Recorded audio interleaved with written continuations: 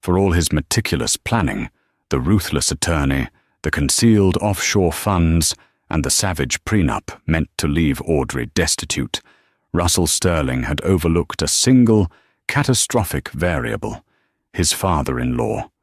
While Russell had spent the previous evening toasting his own brilliance with Dom Perignon, convinced he could easily discard the woman who had stood by him for a decade, he had dismissed the old man as a simple retired mechanic from Ohio.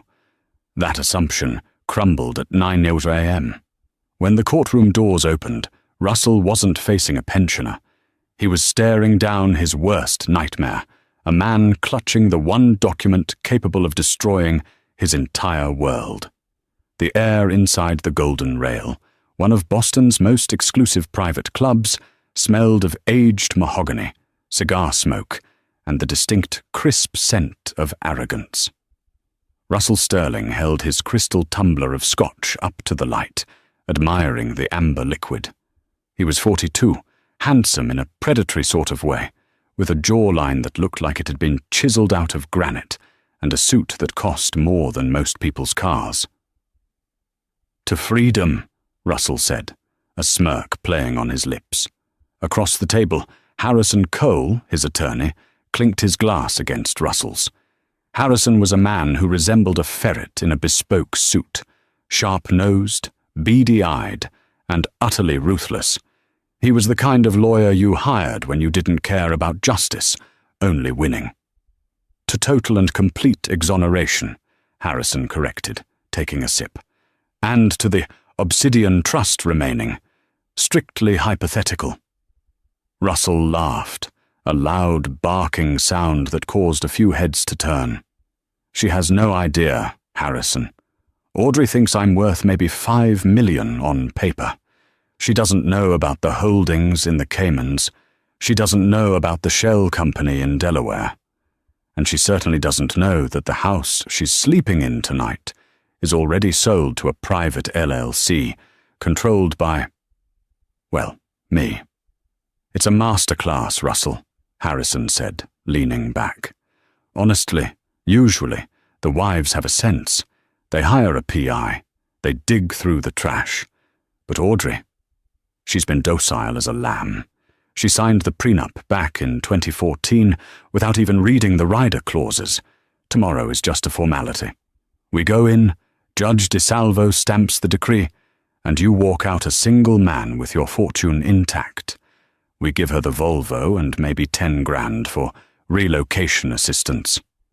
It's brutal, but hey, that's business." Russell checked his watch. It was a Patek Philippe, another asset he'd conveniently lost in a poker game to his brother last month, only to have his brother hold it for him until the divorce finalized. "She's weak," Russell muttered, his eyes narrowing. "That's her problem. She's always been weak, just like that old man of hers. What was he? A shift manager at a tire plant in Akron? Pathetic." Russell pulled out his phone, a text message from Jessica, his assistant, and the woman waiting for him in a condo downtown, lit up the screen. "Is it done yet?" "I have the champagne on ice." Russell typed back, 12 hours, baby. Then we own the city." He thought back to the last conversation he'd had with Audrey 3 days ago in the kitchen of their sprawling estate in Brookline. She had looked tired. Her blonde hair, usually kept neat, was pulled back in a fraying, messy bun. She was wearing sweatpants. She looked defeated. "Russell, please," she had whispered, holding a coffee mug with both hands to stop them from shaking. "I don't care about the money. I just want the house. It's the only stable thing the kids have known." "The kids are going to boarding school in Switzerland, Audrey," he had snapped, grabbing his keys. "And the house is too big for you. You can't afford the heating bill, let alone the property tax. Do yourself a favor. Don't fight me on Tuesday. If you fight, I will bury you in legal fees until you're living in a cardboard box." She hadn't said a word after that. She just looked down at her coffee. That was the moment Russell knew he had won. She had no fight left. She had no allies. Her mother had passed away 5 years ago, and her father, Arthur, was a ghost. Some old guy who sent a card with a $20 bill in it every Christmas and barely spoke 2 words at the wedding. "One more round," Russell yelled to the waiter, "and bring the bottle." They drank until 2 a.m. Russell went home to the condo, not the estate. He slept the sleep of the just, or at least the sleep of the incredibly wealthy and morally bankrupt. He didn't dream of his wife of 10 years. He didn't dream of the tears she'd cried when he missed their anniversary for the 3rd year in a row. He dreamed of the yacht he was going to buy on Wednesday. He was going to name it the Alimony, a final private joke. Little did he know, across town, in a small, dimly lit hotel room at the Holiday Inn Express, a light was still burning. Audrey sat at a small desk, her hands folded. Sitting on the bed behind her, cleaning a pair of wire-rimmed spectacles with a microfiber cloth, was a man in a flannel shirt and worn-out jeans. Arthur Holloway didn't look like much. But then again, neither did a loaded gun until the trigger was pulled. "Go to sleep, Katie," Arthur said gently.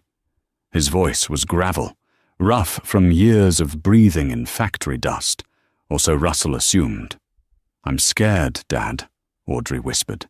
"Harrison Cole is a monster. He destroyed his last 3 opponents. Russell says he has Judge DeSalvo in his pocket." Arthur put his glasses on. His eyes were a startling, icy blue. Intelligent eyes. Dangerous eyes. "Let Mr. Cole be a monster," Arthur said, standing up and walking over to his daughter. He placed a heavy, calloused hand on her shoulder. "And let Russell think he's a king. Kings get careless. They forget to look down at the grass to see where the snakes are hiding." "Russell thinks you're a mechanic," Audrey said, a small, nervous smile touching her lips. Arthur chuckled. It was a dry, humorless sound. "I was a mechanic, Katie. I fixed broken things. Tomorrow we're going to fix something very big and very broken." He looked at the cheap digital clock on the nightstand. "Get some rest. Tomorrow is going to be a very long day for your husband." The Suffolk County Courthouse was an imposing building, all grey stone and misery. To Russell Sterling, it looked like a bank where he was about to make a massive withdrawal. He strode into courtroom 4B at 8:55 a.m., flanked by Harrison Cole and 2 junior associates carrying boxes of files. The intent was clear. Intimidation.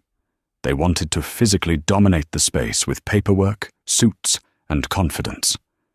Russell smoothed his tie. He looked over at the defendant's table. Audrey was there. She wore a simple navy blue dress, one she'd had for years. She looked small against the heavy oak furniture. Beside her sat her attorney, a woman named Sarah Jenkins. Russell almost laughed out loud. Jenkins was a solo practitioner who mostly handled traffic violations and minor custody disputes. She looked frizzy, disorganized, and completely out of her depth.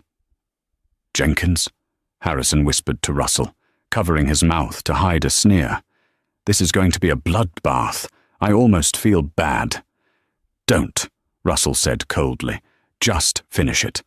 "All rise," the bailiff bellowed. Judge Anthony DeSalvo entered.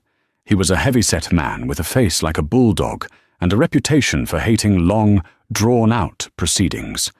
He wanted efficiency. Russell liked that. Efficiency favored the one with the best paperwork, and Russell's paperwork was immaculate.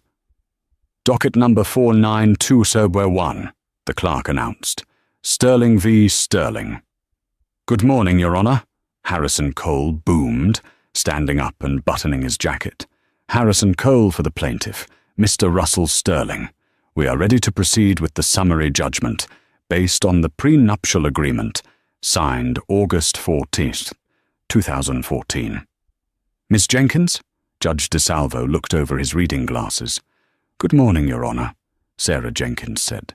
Her voice was steady, but quiet. Sarah Jenkins for the defendant, Mrs. Audrey Sterling. All right, DeSalvo sighed, shuffling papers. I've reviewed the motions.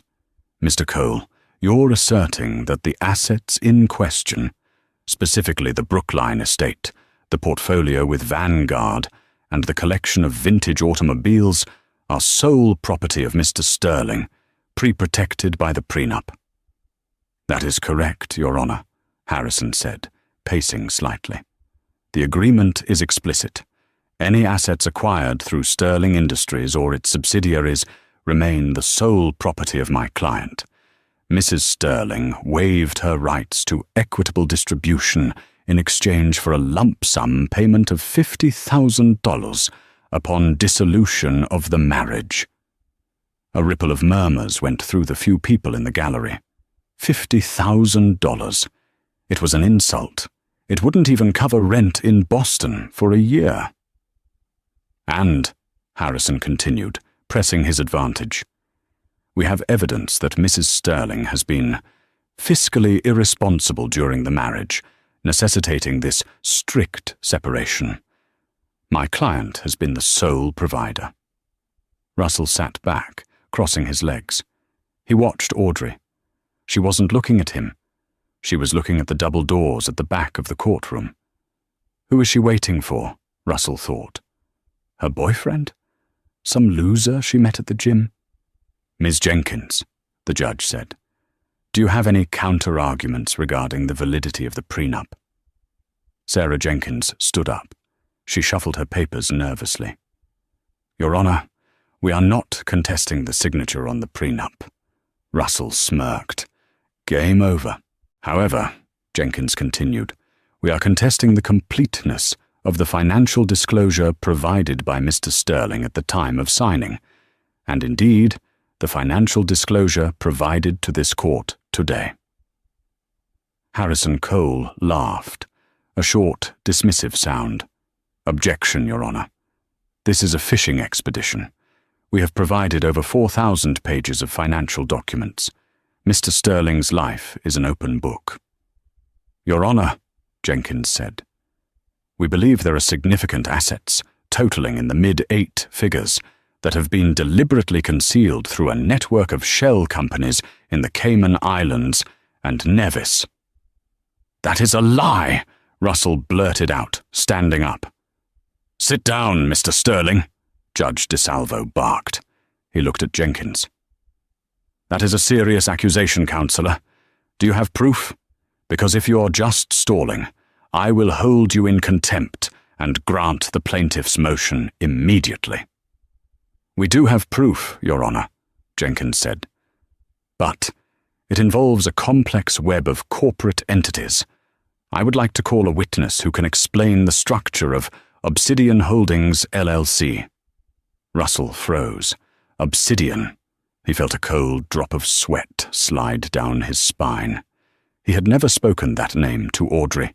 He hadn't even written it down in his home office. It existed only on a secure server in Zurich and in the mind of his offshore banker. Harrison Cole stiffened. Your Honor, this is preposterous. There is no witness list. They cannot just surprise us with— Actually, Your Honor, Jenkins interrupted. We filed an amended witness list this morning at 8 a.m., adhering to the 60-minute emergency disclosure rule for rebuttals. DeSalvo checked his computer screen. She's right, Mr. Cole, it's here. The judge squinted at the screen. Arthur Holloway. Russell blinked. He let out a breath of relief. Arthur? Her dad? Russell leaned over to Harrison. It's fine, he whispered aggressively. It's her father. He's a nobody. He's a retired factory worker. He doesn't know what an LLC is. They're desperate. Let him testify. I'll tear him apart on cross-examination myself.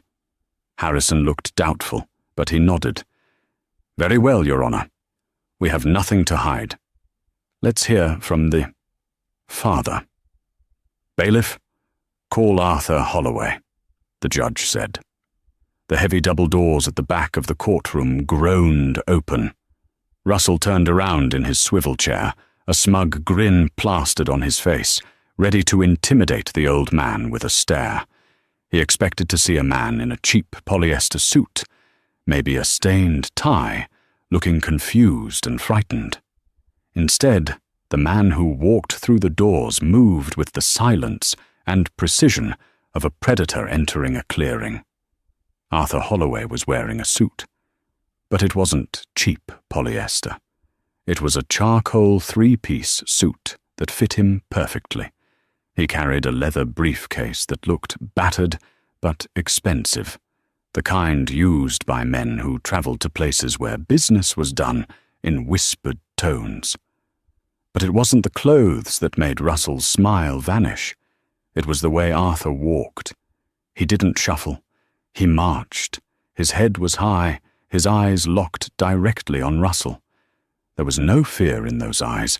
There was only a cold, hard promise of violence. As Arthur passed the bar and approached the witness stand, he paused for a brief second near Russell's table. He didn't look at his daughter. He looked at Harrison Cole. "Mr. Cole," Arthur said, his voice deep and resonant, carrying to the back of the room without a microphone. "I believe we met in 1998. The Enron hearings? You were a junior associate then. I see you haven't changed your ethics, only your billing rate." Harrison Cole's face went white. The blood drained from it so fast he looked like a corpse. "You," Harrison stammered. He looked at Russell, panic flaring in his eyes. "Russell, you said he was a mechanic." "He is," Russell hissed. "He worked at Goodyear." Arthur took the stand. He placed his briefcase on the ledge. He sat down and adjusted the microphone. "State your name for the record," the clerk said. "Arthur James Holloway," he said. "And your occupation?" Arthur looked at Russell. A small, terrifying smile appeared. "Currently?" "Retired," Arthur said. "Formerly?" "Senior Forensic Auditor for the Internal Revenue Service, Special Crimes Division, specializing in offshore tax evasion and high net worth asset recovery." The silence that fell over the courtroom was absolute. It was the silence of a bomb having been armed, with the timer ticking down to 0. Russell felt his stomach drop through the floor. He looked at Harrison. Harrison was trembling. "You said he was a mechanic," Harrison whispered, his voice cracking. "He told me he fixed things."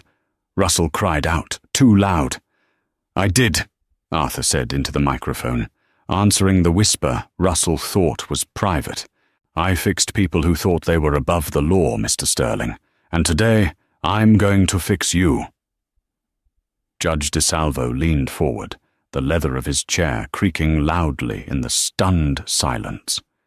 He took off his reading glasses, polished them on his robe, and put them back on, staring at the man in the witness box. "Mr. Holloway," DeSalvo said, his voice carrying a mix of curiosity and warning. "Did you just say Special Crimes Division?"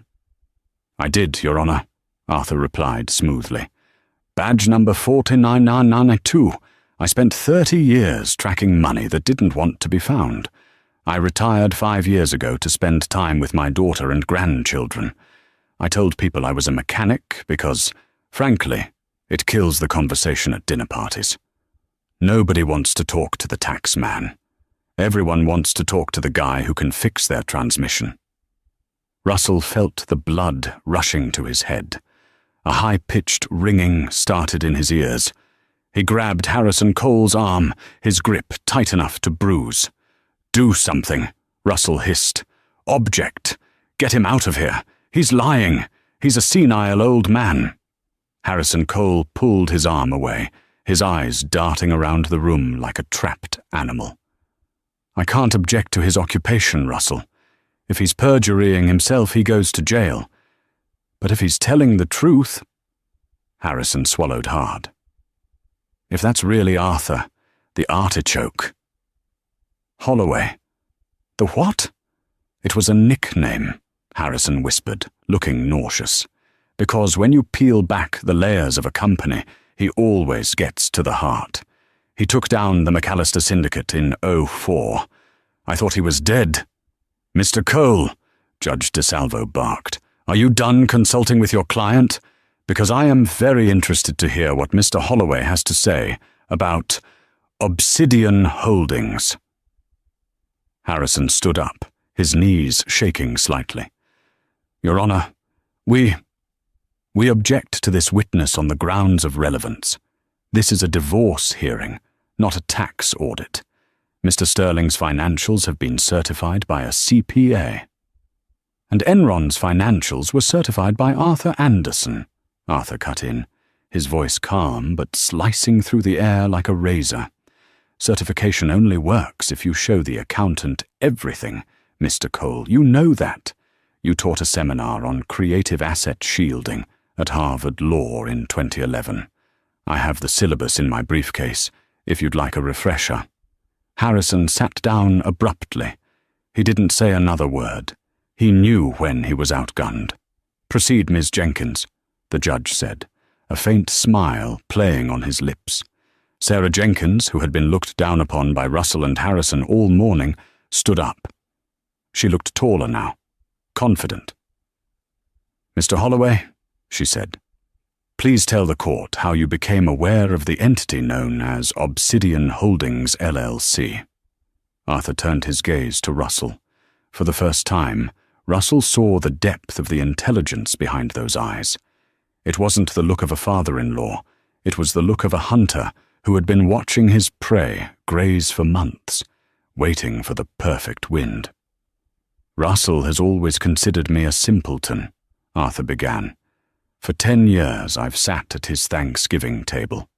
I've listened to him explain basic economics to me as if I were a child. I've watched him buy cars worth more than my pension. And I never said a word. I played the part. The blue-collar dad from Ohio. Arthur paused, opening his briefcase. The click of the latches echoed like gunshots. But Russell made a mistake. He assumed that because I was quiet, I wasn't listening. And he assumed that because I lived in a small house, I didn't have resources. Arthur pulled out a thick stack of documents, bound with a red clip. 6 months ago, Audrey called me crying, Arthur continued. She said Russell was going to leave her. She said he had been threatening her, telling her she would end up with nothing. That triggered an instinct in me, Your Honor. So I made a few calls to old colleagues in Zurich and the Caymans. I didn't break any laws. I simply followed the digital exhaust. Digital exhaust? Judge DeSalvo asked. Rich men like Russell are arrogant, Arthur said, pulling a single sheet of paper from the stack. They think the internet is anonymous. It isn't. On January 14th of this year, Russell accessed a secure server in Nevis. He did it from the IP address of his home in Brookline. He used a VPN, of course. Ghost VPN. Very popular, but he made one critical error. Arthur held up the paper. He paid for the VPN subscription using his corporate credit card, the one registered to Sterling Industries. And he used his personal email, rsterling82@gmail.com, as the recovery address for the offshore account. Russell felt like he couldn't breathe. The room was spinning. The recovery email. He had set it up late one night, drunk on scotch, thinking, I'll never need this. But just in case I forget the password. Once I had the email linkage, Arthur said. It was a matter of public record requests in Nevis regarding the registered agent. The agent is a man named Lars Vonderhaar. Mr. Vonderhaar is a known facilitator for shell companies. And guess who is the sole beneficiary of the trust managed by Mr. Vonderhaar? Arthur looked directly at Russell. Russell Sterling. Lies! Russell screamed. He couldn't help it. The walls were closing in. He jumped up, knocking his expensive chair over. This is illegal. You hacked me. You hacked my computer. Sit down, Mr. Sterling, or I will have you shackled, Judge DeSalvo roared. The gavel banged down. shaking the bench. "Mr. Holloway, do you have physical proof of the assets within this Obsidian Holdings?" "I do," Arthur said. "Ms. Jenkins, if you would." Sarah Jenkins walked to the center of the room and set up a projector. She plugged in a laptop. "Part 4 begins now," Arthur said softly to himself. A spreadsheet appeared on the white projection screen. It was complex, filled with routing numbers, Swift codes, and transaction IDs. To the layman, it looked like gibberish. To a financial judge and a tax lawyer, it looked like a confession. "What are we looking at?" Judge DeSalvo asked, leaning forward, squinting. Arthur pointed a laser pointer at the screen. The red dot danced over a column of numbers. "This, Your Honor, is a transaction log from Sterling Industries' main operating account in Boston. Note the dates: November 3rd, December 12th, January 4th. Large withdrawals: $250,000, $500,000, $1.2 million. They are labeled in the corporate ledger as consulting fees, paid to a vendor called Global Strategic Solutions." "I have consultants," Russell yelled, though his voice was weaker now. "We were expanding into Asia." "Global Strategic Solutions," Arthur continued, ignoring Russell, "is a shell company registered in Delaware. Its address is a P.O. box at a UPS store in Wilmington. I had a colleague drive by and take a picture." Sarah Jenkins clicked a button. A photo appeared on the screen. It was a sad, lonely mailbox in a strip mall, next to a dry cleaner. "There is no office. There are no employees," Arthur said. "But look where the money goes after it hits Delaware." The slide changed. Now it showed a flow chart. From Delaware, the funds are wire transferred within 24 hours to a bank in Liechtenstein. The account holder is Obsidian Holdings. And from there, it sits, accruing interest, waiting for the divorce to be finalized. Arthur turned to the judge. "Your Honor, the total amount transferred into Obsidian Holdings over the last 18 months is $14,300,000. This money was siphoned directly from the marital assets. It is community property. Russell stole it from his wife, and he tried to hide it from this court." Harrison Cole had his face in his hands. He was no longer taking notes. He was likely calculating how much malpractice insurance he had. "Mr. Cole," Judge DeSalvo said, his voice dangerously quiet. "Did you know about this?" Harrison shot up. "No, Your Honor, absolutely not. My client assured me that the financial disclosures were complete. I relied on his sworn affidavit. If these allegations are true, I have been defrauded by my own client." "You coward!" Russell shouted at his lawyer. "You told me how to do it. You said, 'Get it out of the country before she files.'" The courtroom gasped. Russell clamped his hand over his mouth instantly, his eyes widening in horror. He realized what he had just done. In his anger, in his panic, he had just confessed. Judge DeSalvo stared at Russell. The judge didn't look angry anymore. He looked disappointed. And that was worse. "Let the record show," the judge said, speaking slowly into his microphone, "that the plaintiff has just admitted to transferring assets to avoid equitable distribution." I didn't mean," Russell stammered. "But we aren't done, Your Honor," Arthur interrupted. "Because the money isn't just about the divorce. This is where it gets interesting." Arthur picked up another document from his briefcase. This one looked older. It was yellowed at the edges. "Mr. Sterling," Arthur said, addressing Russell directly. "You remember the prenup, don't you? The one you waved in my daughter's face?" "The prenup is ironclad," Russell muttered, trying to regain some ground. "She gets nothing." "Ms. Jenkins," Arthur said. "Page 14, Clause 7b. Sarah Jenkins handed a copy of the prenup to the judge. "Clause 7b, Sarah read aloud. "Material breach and penalty. In the event that either party is found to have willfully concealed assets exceeding the value of $1,000 with the intent to defraud the other party, the entirety of this prenuptial agreement shall be rendered null and void. Russell froze. He didn't remember that clause. "Harrison," Russell whispered. Harrison Cole looked at him with dead eyes. "It's a standard fraud protection clause, Russell. I put it in all my contracts. I assumed you wouldn't be stupid enough to actually get caught." "Since you have just admitted to the concealment," Arthur said, "and the amount is clearly over $1 million, the prenup is dead. Which means—" Arthur took off his glasses and folded them. "Audrey is entitled to 50% of everything, including Obsidian Holdings, including the house, including the company." "No," Russell whispered. "No, you can't take the company. It's my legacy." "There is one more thing," Arthur said. He turned back to the judge. "Your Honor, as a former federal officer, I have a duty to report crimes.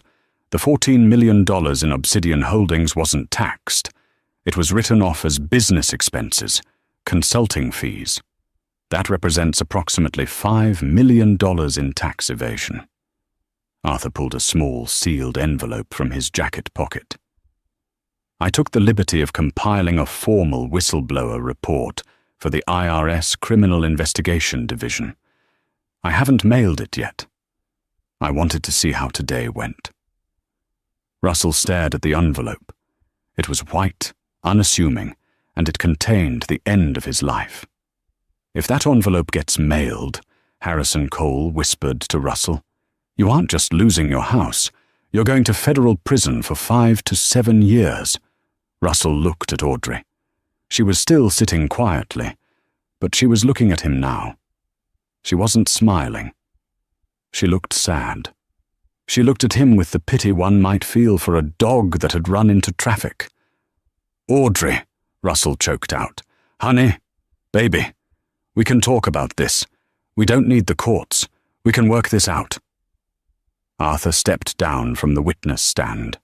He walked over to Audrey and stood behind her, his hands on the back of her chair. A shield of steel and flannel. "Mr. Sterling," the judge said, "I am going to call a recess. I suggest you and Mr. Cole have a very, very serious conversation about a settlement offer.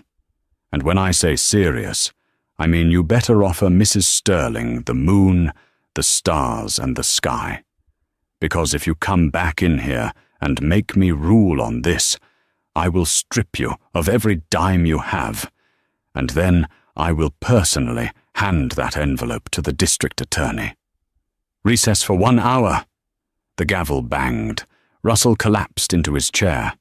He watched Arthur lean down and whisper something to Audrey. She nodded and took her father's hand. They walked out of the courtroom together, heads held high. As they passed the defense table, Arthur paused. He didn't look at Russell. He looked at the Rolex on Russell's wrist, the one Russell was hiding. "Nice watch," Arthur said. "You might want to sell it. You're going to need the bail money." The conference room attached to courtroom 4B was a stark contrast to the opulence Russell Sterling was accustomed to. It was a windowless box with scuffed beige walls, a water cooler that hummed aggressively, and a laminate table that wobbled if you leaned on it too hard. Russell sat on one side, his head in his hands. His expensive suit jacket was draped over the back of the chair, now wrinkled. The tie he had chosen so carefully that morning, a silk Hermes print meant to project power, felt like a noose around his neck. Harrison Cole was pacing the small room, frantically thumbing through messages on his BlackBerry. The lawyer's veneer of invincibility had completely shattered. He wasn't thinking about Russell anymore. He was thinking about his own license to practice. "They have us, Russell," Harrison hissed, stopping to glare at his client. "They have us cold. The forensic trail is undeniable. You used the corporate card for the VPN. God, how could you be so sloppy? That's rookie mistake 101.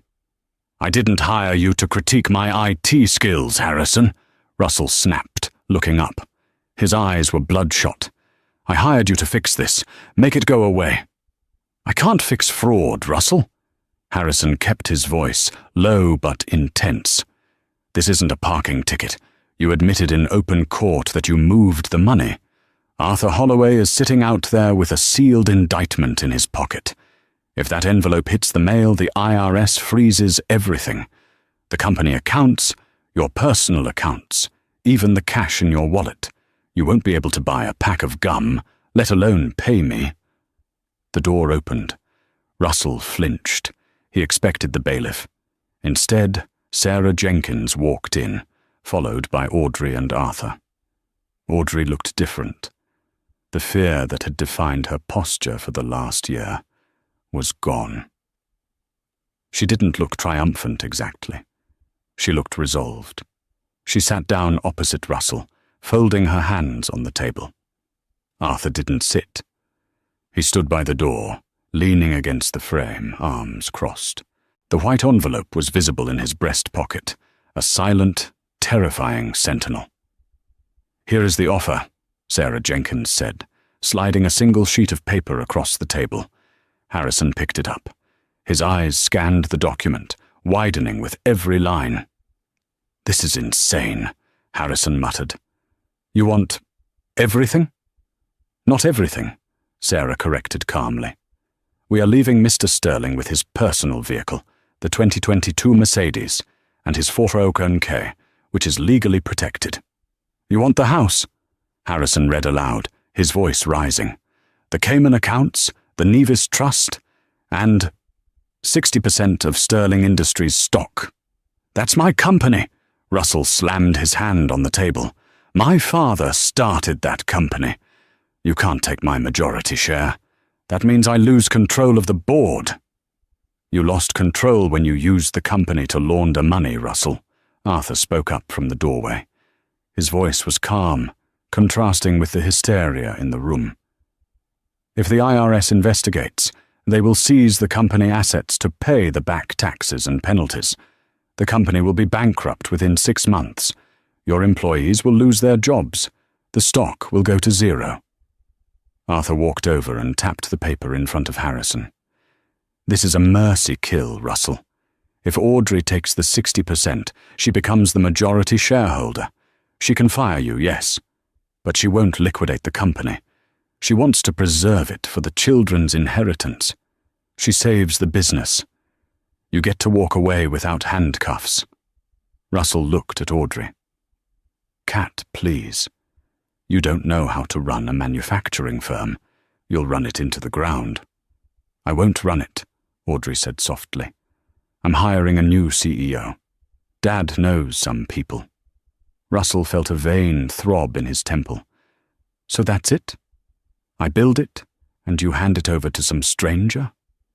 You didn't build it alone, Russell, Audrey said, her voice gaining strength. I hosted every dinner party. I managed the renovations so you could refinance. I raised our children while you were working late with Jessica. The mention of Jessica's name sucked the air out of the room. Russell went pale. I know about her, Audrey said, tears welling in her eyes, but she didn't let them fall. I've known for 6 months. I found the receipts for the bracelet you bought her. The Cartier Love bracelet. You told me business was tight that month, so we couldn't go on vacation. But you spent $12,000 on a bracelet for your assistant. Russell looked down, unable to meet her gaze. The shame was a physical weight, pressing him into the cheap plastic chair. The offer is non-negotiable, Sarah Jenkins said. You signed the settlement agreement, admitting to the financial discrepancies as clerical errors, which we will accept for the civil case, and you transfer the assets immediately. In exchange, Mr. Holloway destroys the whistleblower report. And if I don't sign? Russell asked weakly. Arthur reached into his pocket and pulled out the envelope. He held it up. Then we go back into the courtroom. Judge DeSalvo issues a ruling that gives Audrey everything anyway, because you committed perjury. And then I walk this down the street to the Federal Building. The choice is yours, Russell. Poverty or prison. Harrison Cole leaned in close to Russell. "Sign it," he whispered. "Sign it right now. If you go to prison, I can't help you. And frankly, with what you owe me in legal fees, I'm not sure I'd want to." Russell looked at the pen. It was a cheap Bic ballpoint sitting on the table. It looked so insignificant. He thought about his condo downtown. He thought about the yacht he was going to buy. He thought about the reputation he had built as a titan of industry. It was all dissolving like sugar in hot water. "I need time," Russell croaked. "You have 5 minutes," Arthur said, checking his watch. "The judge is back at 11:00. Russell looked at Audrey one last time. He was looking for a trace of the woman who used to forgive him for everything. The woman who would apologize when he yelled at her. That woman was gone. With a trembling hand, Russell picked up the pen. He signed his name at the bottom of the page. The signature was shaky, barely recognizable. Russell Sterling. He pushed the paper away. "Are you happy now?" He spat at Audrey. Audrey stood up. She picked up the document and handed it to Sarah. "No, Russell," she said sadly. "I'm not happy. My marriage is over. My family is broken. But for the first time in a long time, I'm safe." She turned and walked out. Arthur lingered for a moment. He looked at the envelope in his hand, then at Russell. He ripped the envelope in half, then in quarters. He dropped the pieces on the table. "A deal is a deal," Arthur said. "You're a lucky man, Russell. Try not to waste your second chance." Arthur left the room. Russell stared at the torn pieces of paper. He reached out and picked one up. He unfolded it. It was blank. There was no report inside, no whistleblower form, just blank sheets of printer paper. "He bluffed," Russell whispered, his eyes widening in disbelief. "The old man bluffed." Harrison Cole was packing his briefcase, eager to flee. He looked at the blank paper. "He played you, Russell," Harrison said, shaking his head. "He played poker with a pair of twos, and you folded a full house. I'd be impressed if I wasn't so disgusted." Russell let out a scream of rage that echoed off the beige walls, but there was no one left to hear it. The reality of the settlement didn't hit Russell immediately. It was a slow, agonizing bleed. It started 10 minutes after he left the courthouse. He walked out the side exit to avoid any potential press, though in reality, no one cared enough to be there. He pulled out his phone to call Jessica. He needed comfort. He needed to hear someone tell him that he was still a king, even if his kingdom had been halved. "Hey, baby," he said, when she answered, trying to force a casual tone into his voice. "Court is over." Finally, Jessica's voice was bright, expectant. "Did you crush her? Is the house ours?" Russell paused, standing on the sidewalk as a cold wind whipped through the streets of Boston. Not exactly. There were some complications. The judge was biased. We had to settle. "Settle?" The brightness in her voice dimmed. "What does that mean, Russell? What did you give her?" "She got the house," Russell admitted, wincing. "And the investment accounts." Silence on the other end. A cold, calculating silence. "And the offshore money?" Jessica asked sharply. "The obsidian thing you told me about?"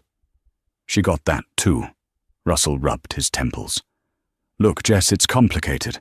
Her father is some kind of ex-Fed. They had me cornered. But I still have my salary. I'm still the CEO. Well, technically I'm a minority shareholder now, but I can rebuild. We can rebuild." "Wait," Jessica said. Her voice was unrecognizable. It wasn't the voice of the loving girlfriend. It was the voice of a transaction failing. You lost the house, the savings and the hidden cash? So what do you have? I have you, Russell said, hating how pathetic he sounded. And the condo? The condo is leased in the company name, Russell, Jessica pointed out. If you lost control of the company, how long until they cut the lease? Russell hadn't thought of that. I can't do this, Jessica said abruptly. I'm not doing the rebuilding phase. I signed up for the enjoying the spoils phase. I'm sorry, Russell. Don't come to the condo tonight. I'll have my things moved out by 5 and worst. Jessica! Jess! Click. She hung up. Just like that. 2 years of love, gone the moment the balance sheet turned red. Russell stood on the corner of Tremont Street, holding a phone that felt like a brick. He walked to his car. At least he still had the Mercedes. He unlocked the door and sank into the leather seat. It smelled of new car and stale cologne. He started the engine, but before he could put it in drive, his phone pinged. An email notification. From HR Dept, Sterling Industries. Subject, Notice of Special Board Meeting. Dear Mr. Sterling, per the request of the new majority shareholder, a mandatory Board of Directors meeting has been scheduled for tomorrow at 9 a.m. The sole agenda item is Executive Leadership Restructuring. Your attendance is required. Restructuring, Russell muttered. That was corporate speak for you're fired. He drove. He didn't know where he was going. He couldn't go to the estate in Brookline. That was Audrey's now. He couldn't go to the condo. Jessica was packing. He instinctively drove toward the Golden Rail. He needed a drink. He needed to be around men who respected him, men who didn't know he was a failure. He pulled up to the valet. The young attendant, a kid named Leo, who Russell usually tipped well, opened the door. Good afternoon, Mr. Sterling. Rough day? You have no idea, Leo, Russell grunted, tossing him the keys. Keep it close. He walked into the club. The mahogany, the smoke, the scent of money. It was all there. He sat at the bar. Macallan 25, Russell ordered. The bartender, a man named Thomas, who had served Russell for a decade, hesitated. He looked uncomfortable. Mr. Sterling, Thomas said quietly, I'm afraid your membership has been flagged. Flagged? Russell laughed incredulously. I pay my dues annually. $50,000 a year. What are you talking about? It's not the dues, sir. Thomas leaned in, lowering his voice to a whisper. The bylaws committee met an hour ago. Apparently, news of the court proceedings leaked. Specifically, the admission of fraud. Russell's blood ran cold. Harrison. It had to be Harrison.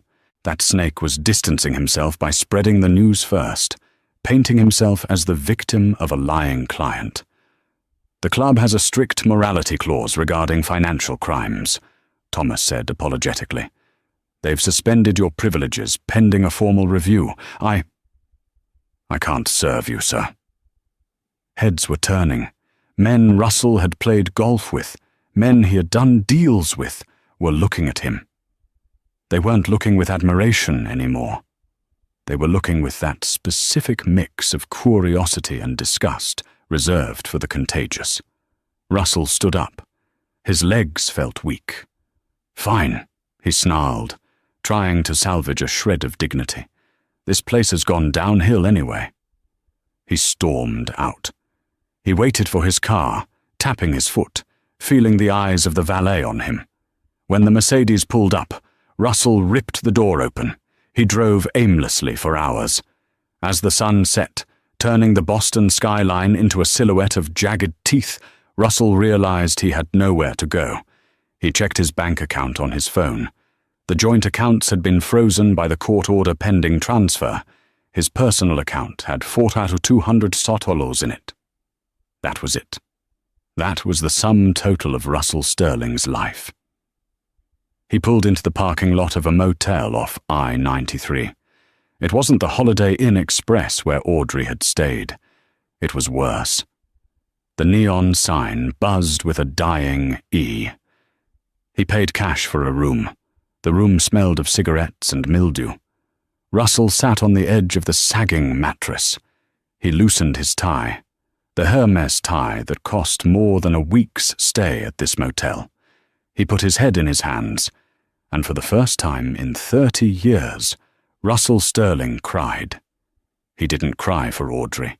He didn't cry for his children. He cried for himself. He cried for the yacht he would never own. He cried for the reflection in the mirror that he could no longer stand to look at. But the night wasn't over. At 11:30 p.m., a knock came at the door. Russell wiped his eyes. Room service? No, this place didn't have room service. He walked to the door and opened it. Standing there were two men in cheap suits. They weren't police. They weren't IRS agents. "Russell Sterling?" the taller one asked. "Yes." "My name is Mr. Gaint," the man said. "We represent the investors from the Nevis Trust, the Obsidian account." Russell's heart stopped. The investors. He had told them their money was safe. He had told them he was the master of the shell game. "We heard there was a transfer of ownership," Mr. Gaint said, stepping into the room without being invited. "Our clients are very private people, Mr. Sterling. They don't like their funds being part of a Boston divorce settlement. They certainly don't like their names being on a spreadsheet in a public courtroom." I can explain," Russell stammered, backing up until his legs hit the bed. "No need to explain," the man said, closing the door behind him. "We're just here to discuss the repayment schedule, because you owe our clients $4 million, and unlike the bank, we don't charge interest." The man smiled, but it didn't reach his eyes. "We charge in other ways." 1 year had passed since the night the handcuffs clicked shut on Beatrice Harrington's wrists. The autumn wind swept across the Hamptons, but it no longer whistled through the iron bars of a locked gate. The intimidating 10-foot perimeter fence of the Harrington estate was gone. In its place stood a welcoming wooden archway, and the gravel driveway, once reserved for limousines and silence, was now filled with the bright yellow of school buses. Sarah Blackwood stepped out of her town car. She paused, taking a deep breath of the crisp air. She had spent the morning in a glass-walled boardroom in Manhattan, staring down Preston Clyde until he finally signed the acquisition papers. The shark had folded. Sarah had secured the shipping routes, not by shouting, but by quietly leveraging the environmental data she had acquired. She was a billionaire now, a titan of industry. But here, on this lawn, she was just Sarah. "They're louder than the old garden parties," a raspy voice noted. Arthur Sterling sat on the veranda in his wheelchair, a tartan blanket over his knees. "And significantly less boring?" Sarah smiled, walking up the steps to join him. "The Marianne Blackwood Center for the Arts is officially at capacity, Arthur. We have 200 kids from the city here today. Painting, music, coding. They're breathing fresh air for the first time in their lives." "You could have sold this land for a fortune," Arthur reminded her, though his eyes twinkled with pride. "I have a fortune," Sarah said simply. "I wanted a home." Above the front door, the Harrington crest had been chiseled away. In its place was a simple plaque dedicated to Sarah's mother. The house that had been a monument to greed was now a sanctuary. Suddenly, a commotion near the fountain caught Sarah's eye. A young boy, maybe 7 years old, was running with a violin case. He tripped over his own shoelaces and went sprawling onto the pavement. The case clattered loudly. The boy froze. He curled into himself, flinching, waiting for the shouting to start. It was a reaction Sarah knew too well. It was the same way she had flinched when the vase shattered a year ago. Sarah didn't hesitate. She walked over and knelt on the pavement, ruining the knees of her tailored trousers. "Hey," she whispered. "Are you okay?" The boy looked up, terrifying tears in his eyes. "I fell. I'm sorry. I'm sorry." "It's okay," Sarah said, her voice steady and warm. "In this house, we don't get in trouble for accidents. We just pick ourselves up." She tied his shoelaces for him. "Go on. Make some music." The boy beamed, the fear vanishing, and ran off. Arthur watched her return to the porch.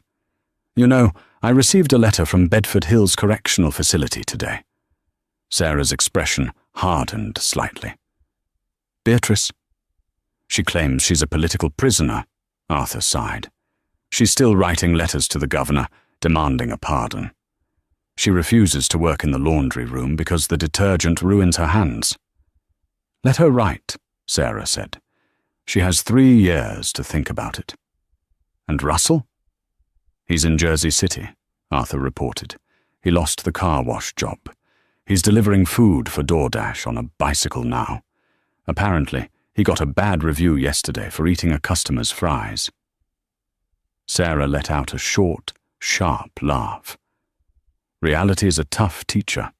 You conquered them, Sarah. You took their castle." "No," Sarah corrected him, looking at her grandmother, Martha, who was sitting on a bench reading to a group of toddlers. "I didn't take their castle. I just opened the doors." Martha looked up and waved. She looked 10 years younger, her heart condition managed by the best doctors money could buy. She had told Sarah once that the Blackwood name was a fire, but Sarah hadn't been burned. She had used the fire to keep others warm. Sarah looked at the house. It wasn't scary anymore. It wasn't a symbol of her oppression. It was just a building, filled with noise and life and messy, beautiful potential. The maid who had been thrown out into the rain had returned as the owner, but she hadn't become a Harrington. She had remained a Bennett. "Come on, Arthur," Sarah said, grabbing the handles of his wheelchair. "Let's go inside. I think the kids are putting on a concert, and I don't want to miss the opening act." And that is the story of Sarah Blackwood.